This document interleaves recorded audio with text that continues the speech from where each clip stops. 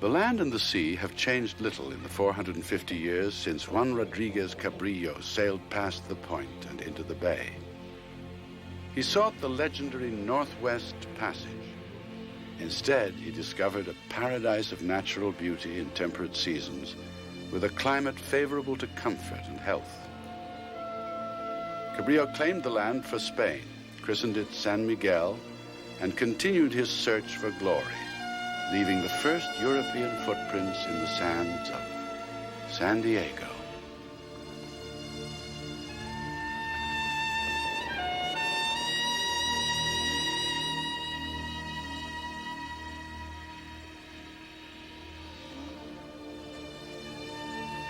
The new land, this San Diego, is capacious, pleasant, and well-suited, wrote Julio de Oliban to King Philip II of Spain. Yet it would be 150 years before the Spanish crown encouraged settlement of the area. And then only when it feared Russian traders from the north would get there first.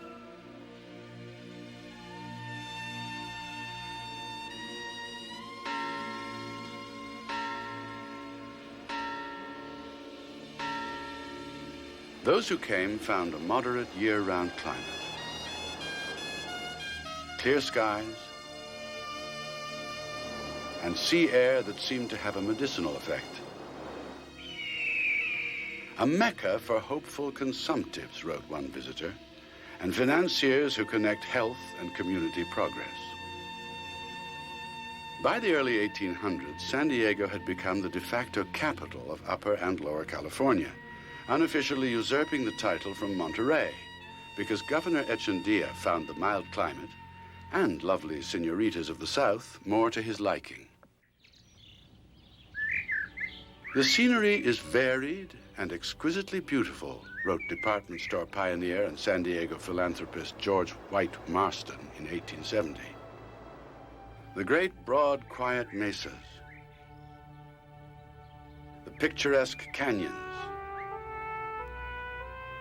the bold line of the distant mountains, the wide, hard ocean beaches, the Great Bay, the caves and coves of La Jolla, the unique Torrey Pines. These are but some of the features of the landscape that should be looked upon as precious assets to be preserved and enhanced, Marston wrote enthusiastically.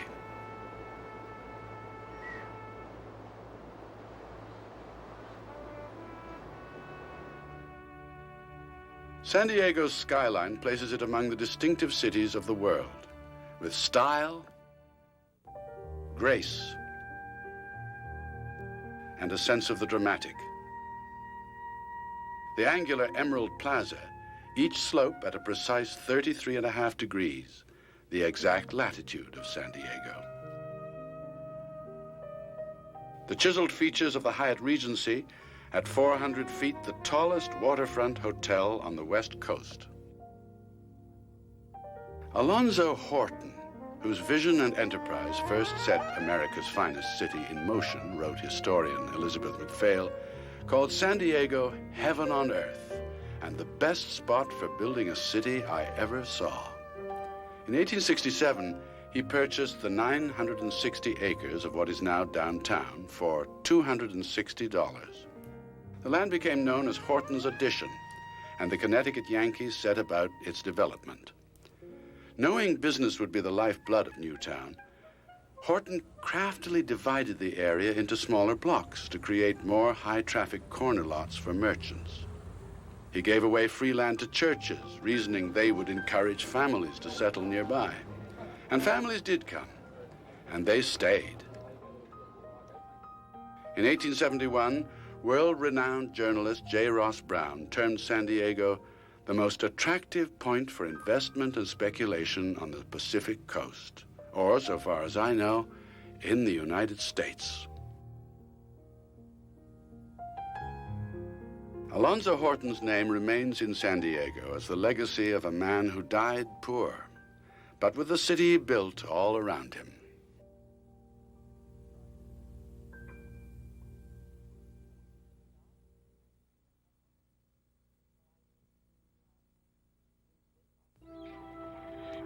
Water has always been San Diego's magnet.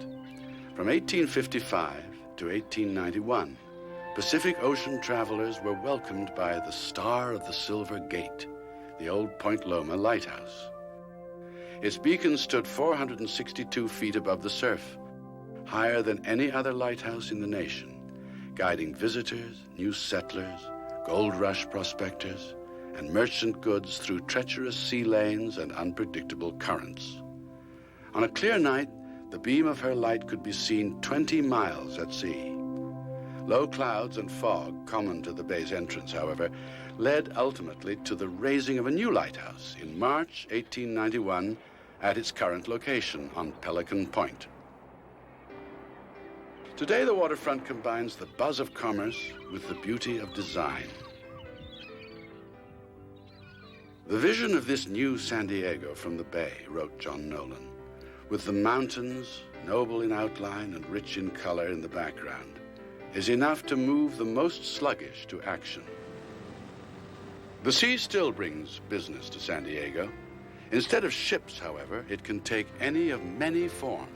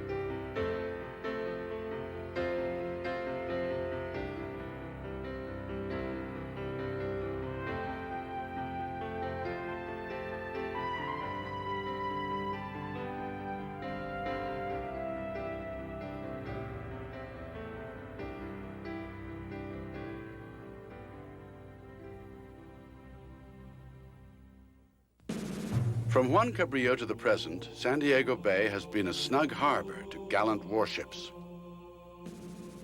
Today, the area remains home to one of the largest military establishments in the world.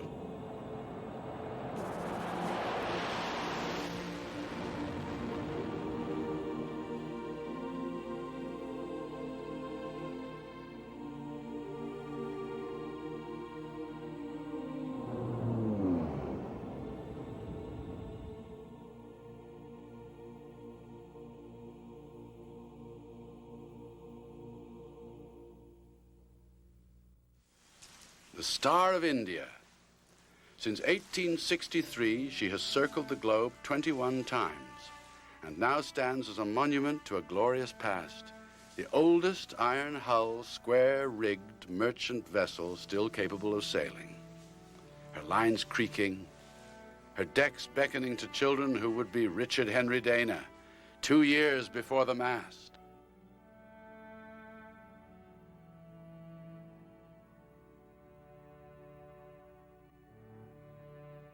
Nearby, the convention center's grand design speaks of San Diego's ocean-going heritage. Its Teflon-coated sails were designed by architect Arthur Harrison to be both a tribute and an inspiration. In the early 1900s, San Diego boasted the largest tuna industry in the world. Changing laws and a global economic shift have sent the seiners to new ports of call.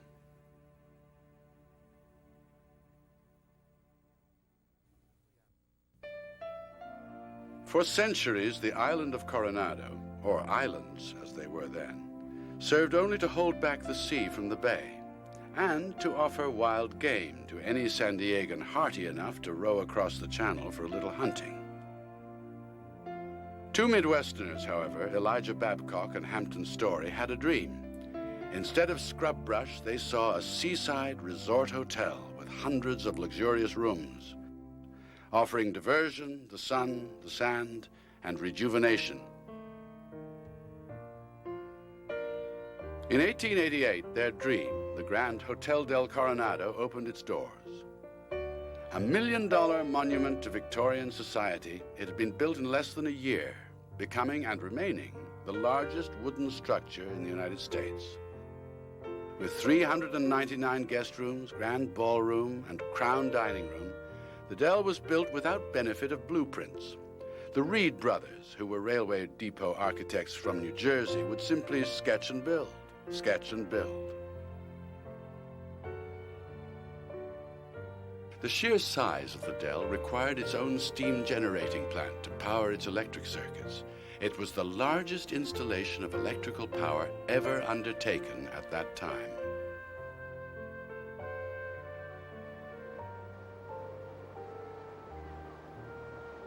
Today, the Grand Lady of the Isle has lost none of her romance or charm.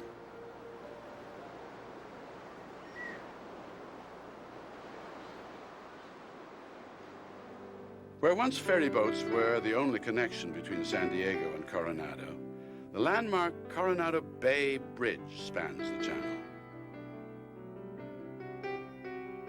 Rising 240 feet above the harbor, the bridge is uniquely designed to incorporate floating centerpieces that can be dislodged in a national emergency, allowing warships to pass through from their moorings in the South Bay.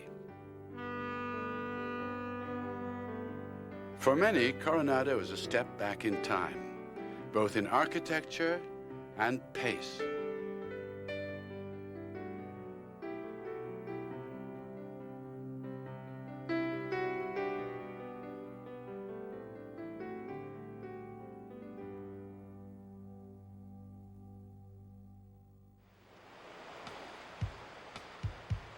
San Diego's love affair with the sea has never waned.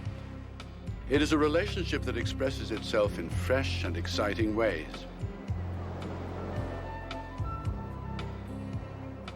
That fills our senses with adventure.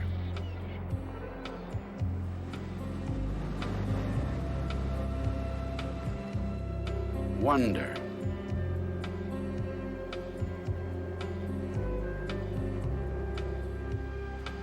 And reflection.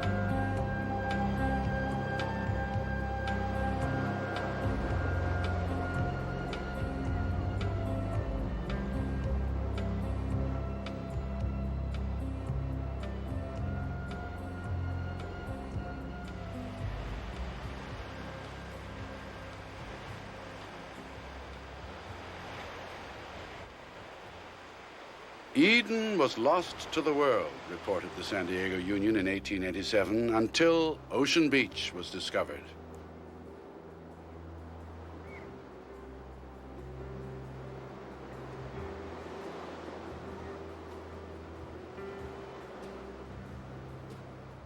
Much the same could be said for each mile of white, sandy beach, from Oceanside to Imperial Beach.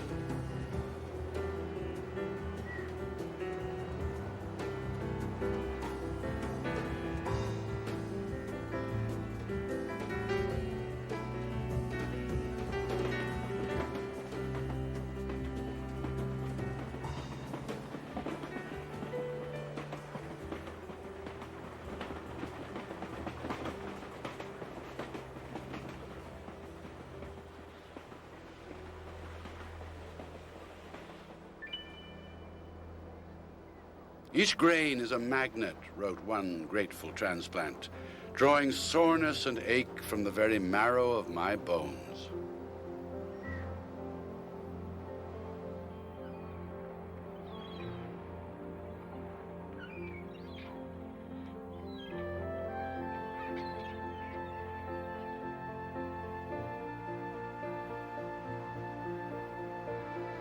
As medicinal as the beach is for the body, it is also refreshing for the mind, combining color and contrast into stunning beauty.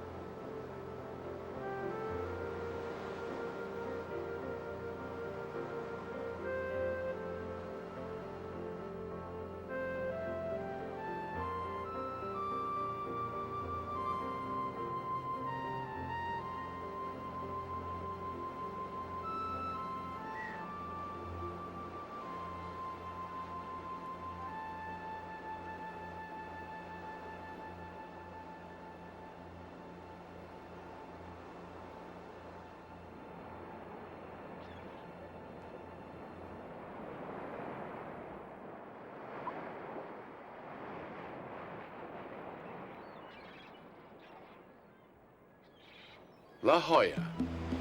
Spanish for the jewel, La Jolla is considered by residents and visitors to be one of the most beautiful spots in all the world.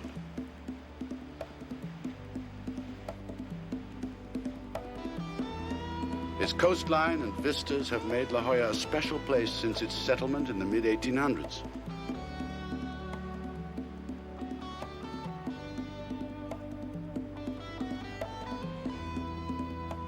San Diegans once rode the Abalone Limited to dive at the cove for shellfish, and swimmers still gather each day to enjoy what has been called the most perfect beach in all San Diego. There is more to author Max Miller's town with the funny name, however, than coves and caves and spectacular surf.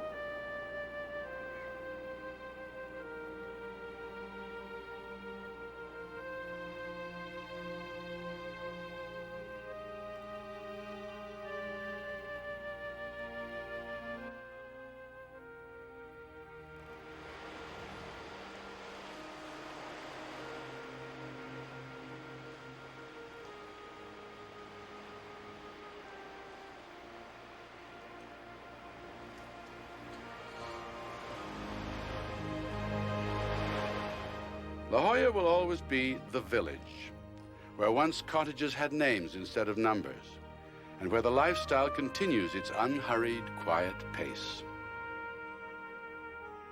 It is this sense of peace and the beauty of paradise that makes San Diego unlike any other place. It is what makes us love living here, what makes us San Diegans above all.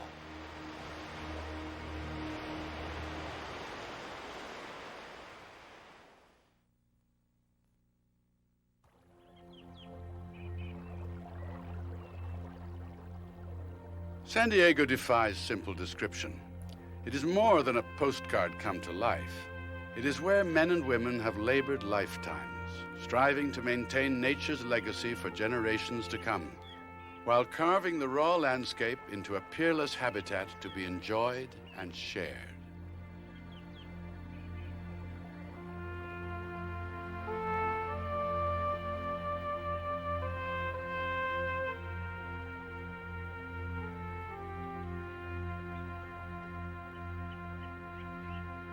At midnight, January the 1st, 1915, President Woodrow Wilson pushed a button in Washington, D.C., officially opening the Panama, California Exposition. It was a crowning moment for San Diego's Balboa Park, a moment that has lasted over 80 years. The great cities of the world value an unspoiled green for future generations, declared San Diego's founders when they created this spacious park in 1868. The unspoiled green was little more than jackrabbits and tumbleweeds until a remarkable woman named Kate Sessions agreed to plant 100 trees a year in return for 30 choice acres to establish a nursery. The pioneering horticulturalist traveled as far away as the Hawaiian Islands, gathering many trees and plants now common throughout San Diego.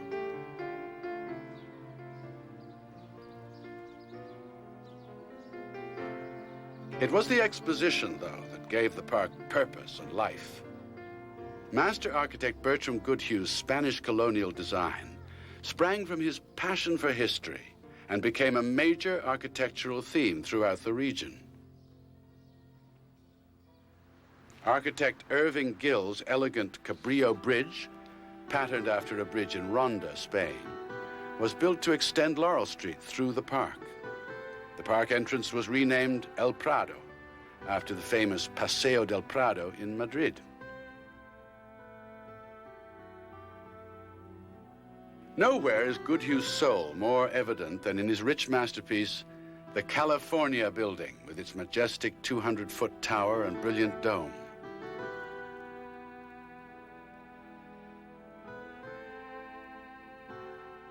Atop the California Tower, what might be Juan Cabrillo's San Salvador floats endlessly as it presides over his most famous discovery.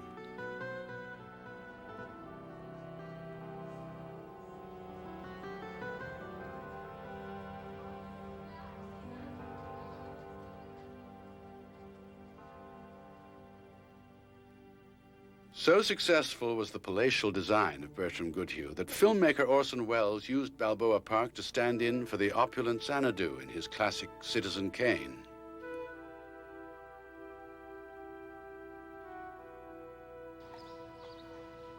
Classical statuary welcomes over 500,000 visitors to Balboa Park each year, inviting them to enjoy a place where the past mingles with the present, in a continuing spectacle of art, nature, and inspiration.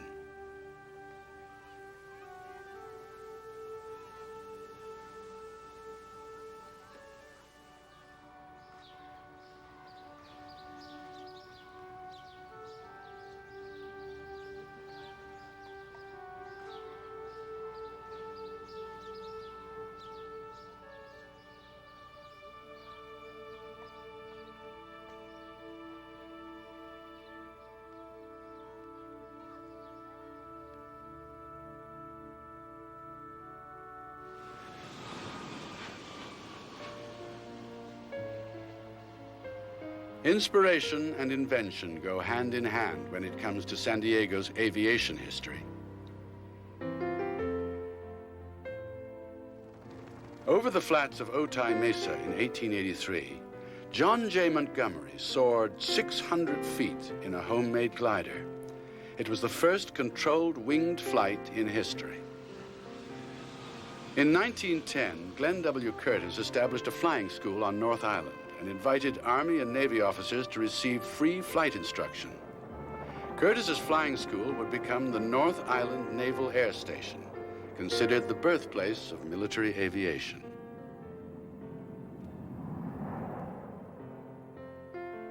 It is Lucky Lindy, though, that San Diego best remembers.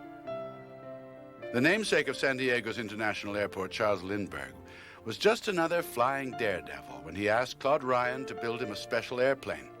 It would be christened the Spirit of St. Louis, but it was born in San Diego.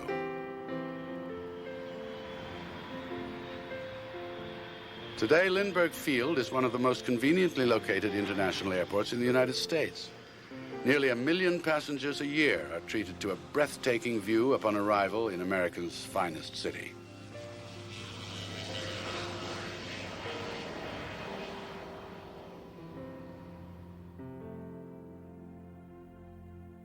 San Diego has grown from Alonzo Horton's original addition. It has become a center of education.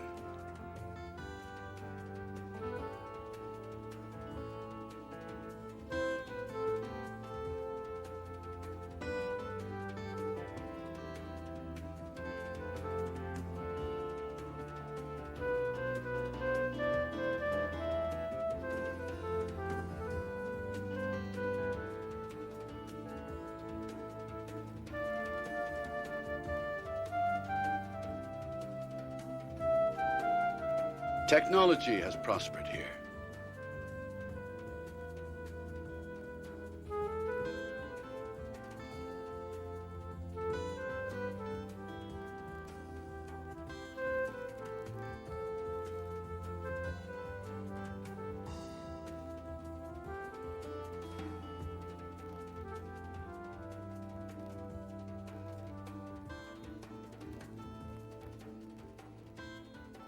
Yet for all its changes, San Diego remains refreshingly unpretentious.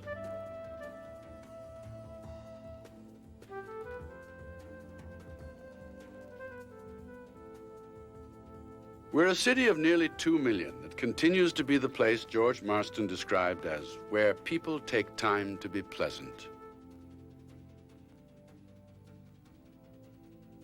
It's a spirit you feel throughout the area. Whether you're uptown, downtown, in the suburbs, the beach communities, the thriving townships of the north, or the sister cities around the county.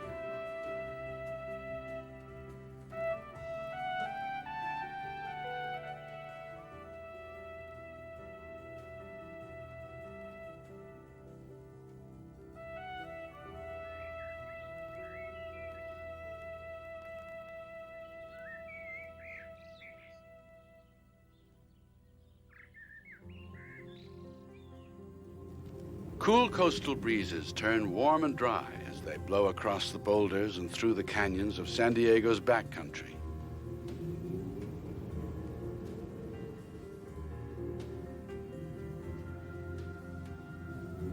A short journey inland and the landscape is transformed from ocean cliffs to desert chaparral and open space.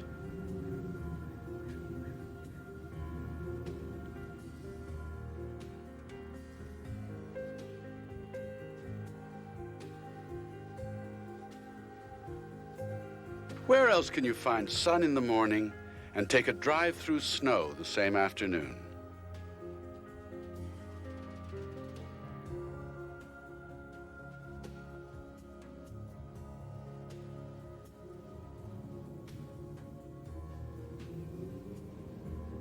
To the majestic peaks of the Cuyamacas and dramatically changing seasons.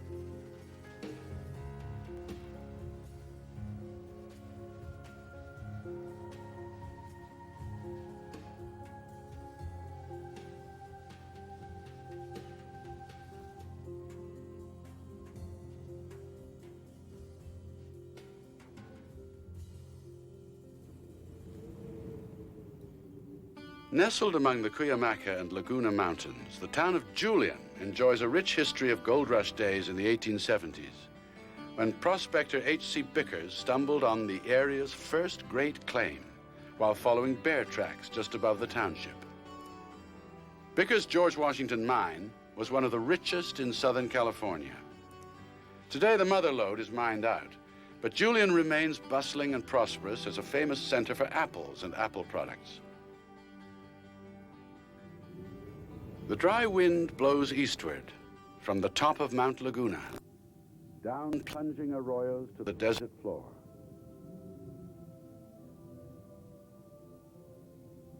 To Carrizo Gorge, where the magnificent Goat Canyon Railway trestle stands 200 feet high and reaches 600 feet across the canyon mouth. It stands today in silent tribute to our unquenchable thirst for progress.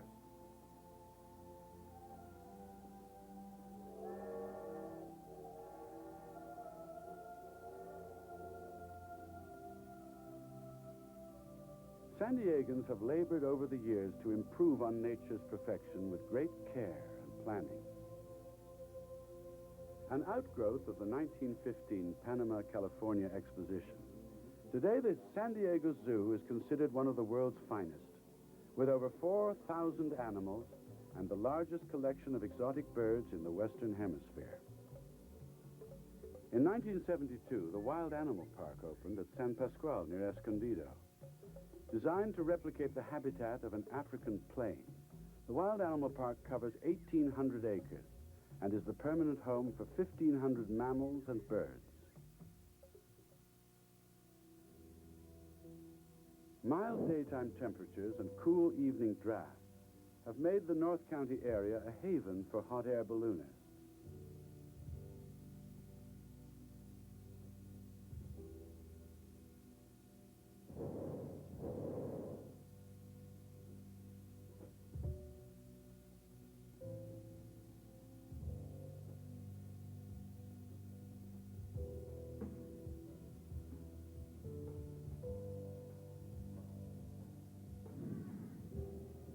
As Bing Crosby once sang, where the turf meets the surf in Old Del Mar, thousands gather each season to combine stunning scenery with the sport of kings.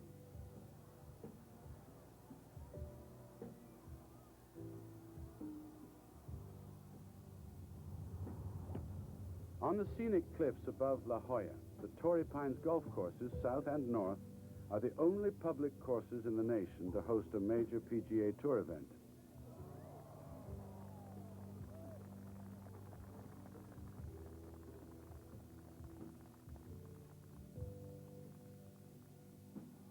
San Diego Jack Murphy Stadium, or simply the Murph, home to San Diego's football and baseball teams, the Chargers and the Padres.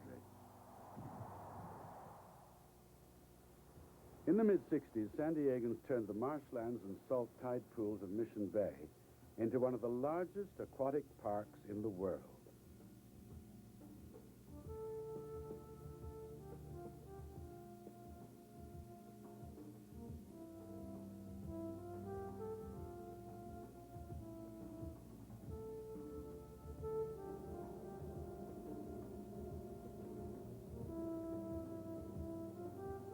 A playground for some of the nearly 50,000 boats of all sizes that call San Diego waters home port.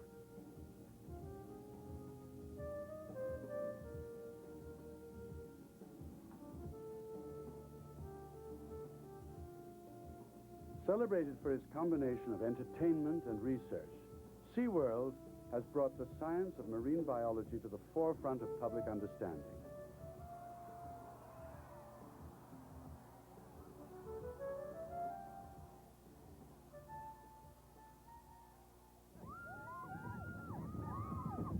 The Belmont Coaster is an example of San Diego's reverence for history.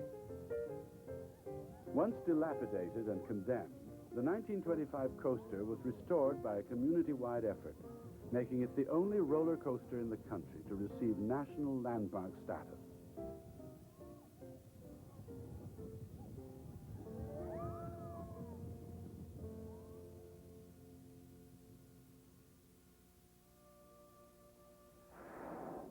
Among all these attractions, however, it is Mother Nature and her special cast that remains center stage.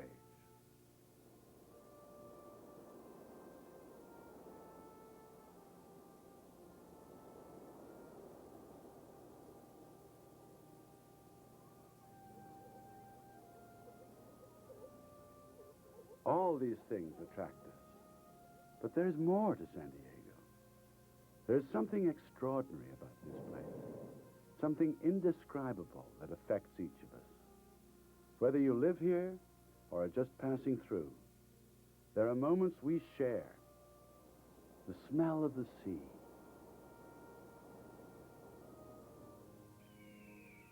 the cry of a red-tailed hawk,